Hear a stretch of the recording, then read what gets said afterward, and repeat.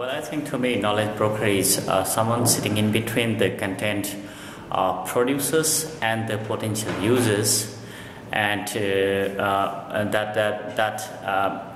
I think that player makes knowledge more usable and easily available to the users, finding it from the producers. Knowledge broker, I would like to say that the persons who are providing knowledge, not only providing knowledge, those who understand the need of the people who need the knowledge, those who are trying to fill in the gaps, the knowledge gaps which are existing.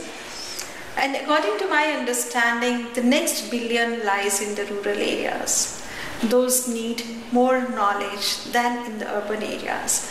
And I think the knowledge practitioners should focus that population where they can just bring the knowledge at their doorsteps so that it has its own impact, and so that we are able to raise reduce the digital divide which is existing, and the people should understand the knowledge should travel from the lab to land and vice versa, from land to lab too, so that the people who are the researchers, the academicians should understand what is practically happening at the grassroots level. We cannot say that they don't have knowledge. 60% of the knowledge lies with them, and how they can share the knowledge with the academicians and the experts, what they are practicing. That gap has to be reduced. It should be vice versa.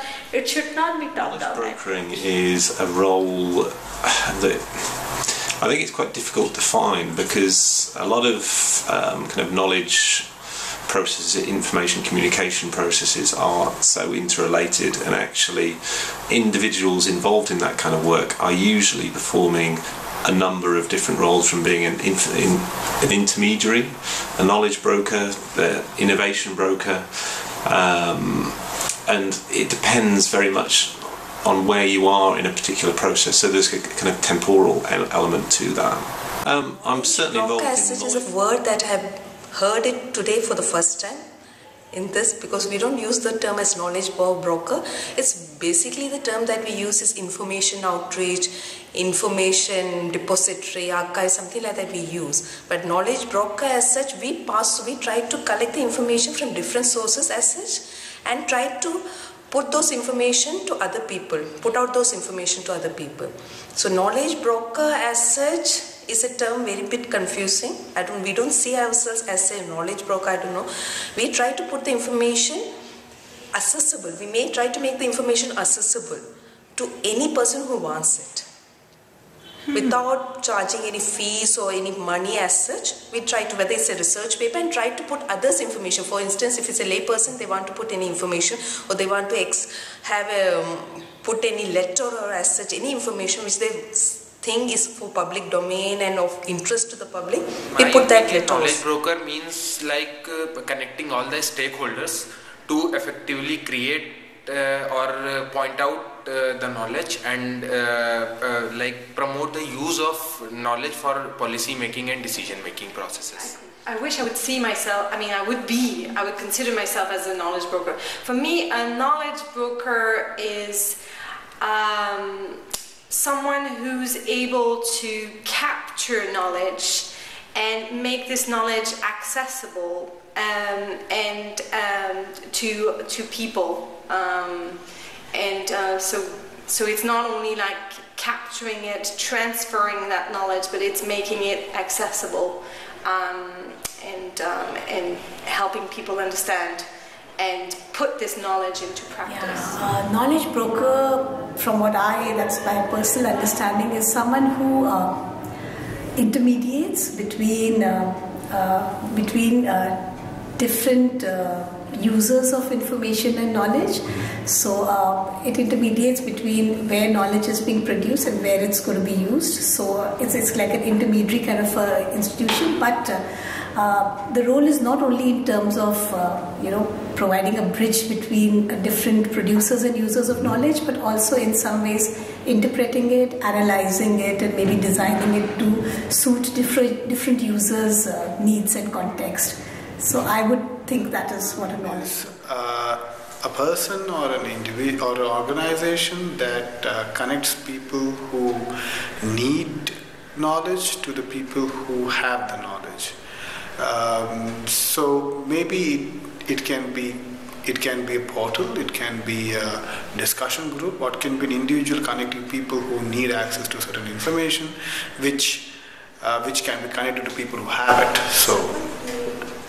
So the way knowledge is structured at present in the field that we work in, I think, is that it's become very elitist. Researchers find information on biodiversity that is credible, that is derived by scientific method.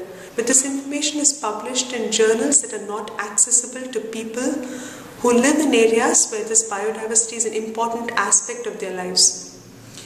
And the bridge between researchers and people who this research could help or who this research affects is huge. So knowledge intermediaries are people who take findings of these researchers and put them into a space where people who normally would not be able to see it but who can benefit from it can take a look at it, can understand it, can interpret it, can ask questions, can form opinions. And because it's a shared resource, the role of an intermediary is absolutely important. Because today nobody can live saying that I don't care about the environment, I don't care what happens to biodiversity. It's no longer a choice, it's something that we have to look at. So knowledge intermediary actually makes it possible for you to know what you're looking at. I had a vision because I always believed and continue to believe that information intermediation and knowledge brokering is the same. But yesterday while discussing in a group, then I could able to see that there is a bit of a change in all the way, because I being a part of the Knowledge Brokers Forum, we and our core group of intermediary group, we used to discuss all the time. There is a debate going on. We used to say that intermediary and intermediation and the knowledge brokering both are one and the same, but there was a different opinions given by different core group members. But yesterday while discussing that, I could able to see a bit of difference between the intermediation and the knowledge brokering.